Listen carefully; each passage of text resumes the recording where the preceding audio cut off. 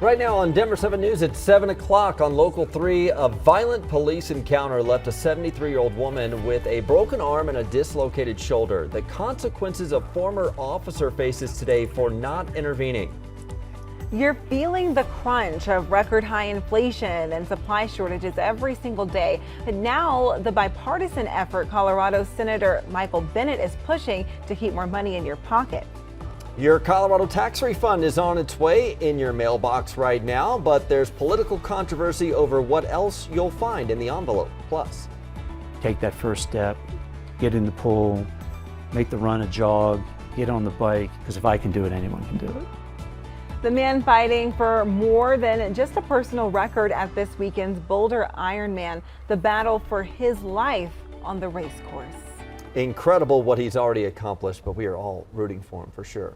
Thanks for joining us on this Friday morning. I'm Brian Sanders. And I'm Jessica Crawford. Looking ahead to the end of our Friday and going into the weekend, Katie, people are hoping for some gorgeous weather out there. It's going to be mostly sunny, really beautiful this morning, but be prepared for some big heat building this afternoon. And for the weekend, some wetter weather arrives. But you can see right now from Westminster, mostly clear skies across the metro area, partly cloudy in many of our mountain towns with temperatures in and around the Denver area in the 60s to low 70s, off to the west into the mountains, 40s and 50s to start our Friday. We have one more very hot day ahead. Daytime highs will reach the upper 90s to near 100 degrees this afternoon. A few isolated thunderstorms will be possible, gusty winds, light to moderate rainfall possible for the Front Range and plains. Most of the moisture will be into the mountains. Now we have heat advisories off to our east, a big old bubble of hot air from South Dakota down through Oklahoma. But here across the Front Range and north and east, it's going to be our air quality that will be affecting us once again for today.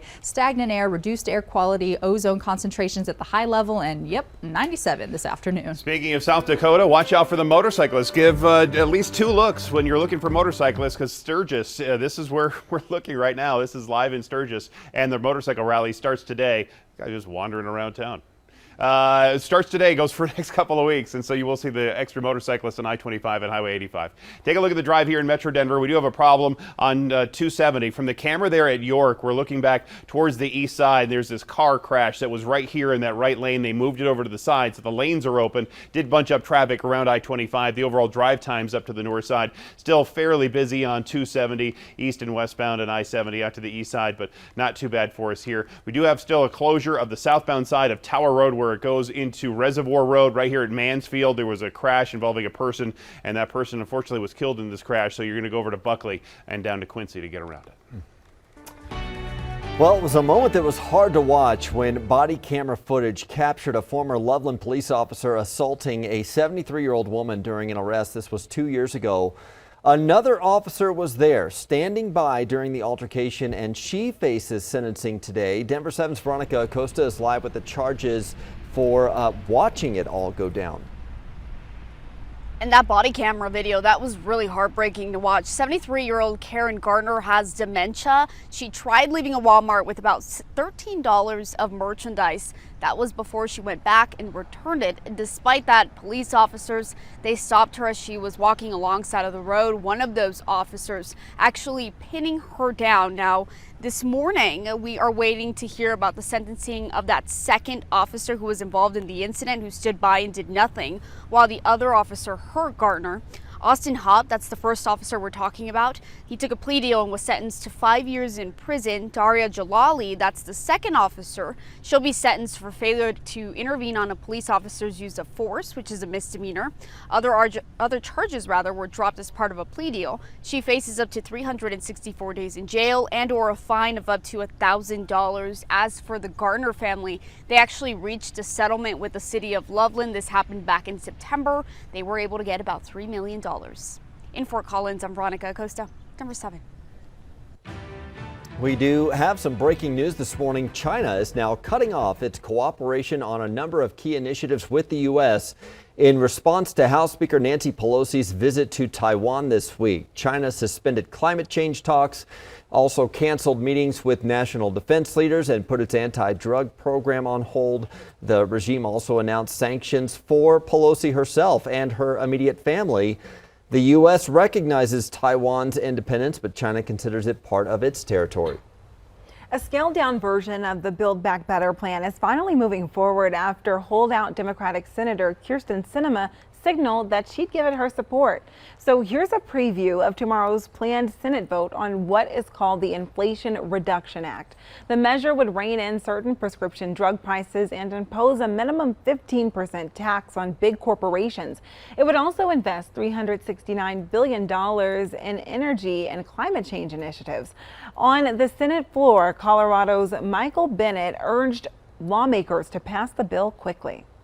Every provision in here is a victory for common sense and a victory for the American people over special interests in the status quo.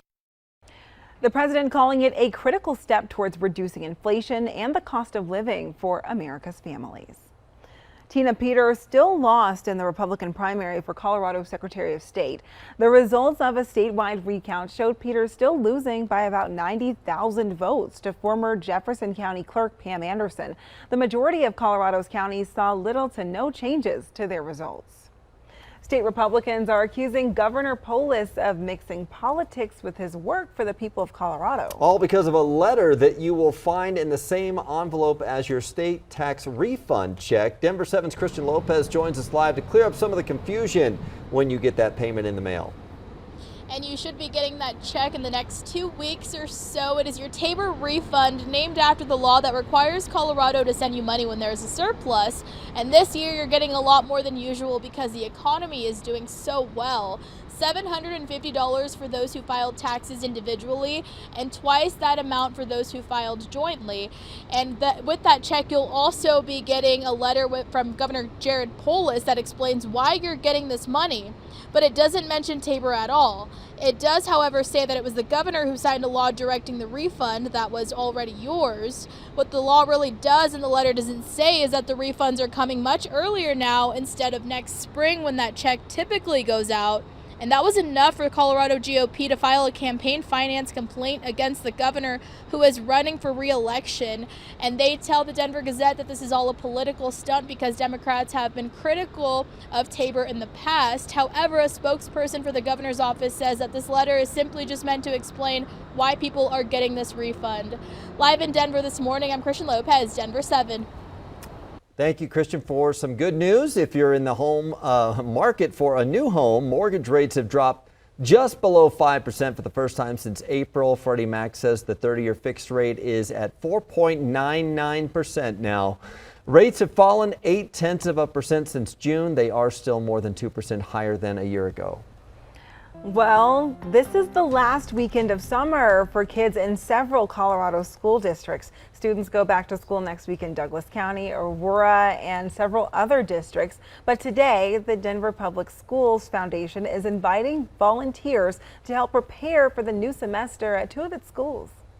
People can do a variety of activities from, helping paint the school, clean the yards. This is the way for us to have the community connect with the classrooms, with the schools, and help out in preparing the school for the new school year.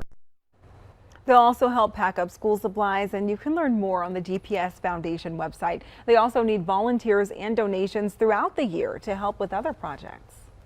Well, this weekend, hundreds of athletes will be in Boulder for the Ironman triathlon, like the ultimate race. But the goal for one athlete is not only to finish, but to spread hope as well. Sam here has completed in many triathlons in his lifetime.